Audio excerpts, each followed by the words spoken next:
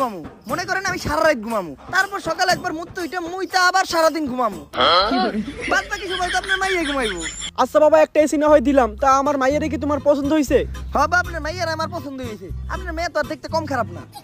কিন্তু একটা জিনিস তো জানাই হইলো না, তুমি কি করো?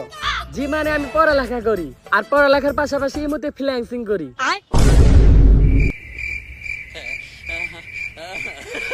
কি দরকার ছিল এই মতো ফ্রিল্যান্সিং করে সেই কথাটা বলার?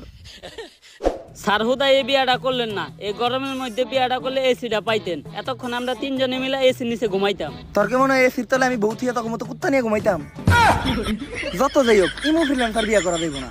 ক্লাস 10-এ থাকতে আমি একটা মেয়েরে পছন্দ করতাম। অনেক সাহস করে ফেসবুকে আমি মেয়ের একটা মেসেজও দিয়ে দিই যে আমি তোমাকে কিছু বলতে চাই। মাইয়া কয় যে কিছু বলতে চাইলে রাত্রে মেসেজ দিবেন, রাত্রে সার্ভিস দিই। Audio call 500, video call 1000। এরপর থেকে আমি ইমো ফ্রিল্যান্সার গো ভয় পাই। এত গরম কে? জেল লিগে আমি সিআইডি ড্রেস আপ চেঞ্জ করলাম।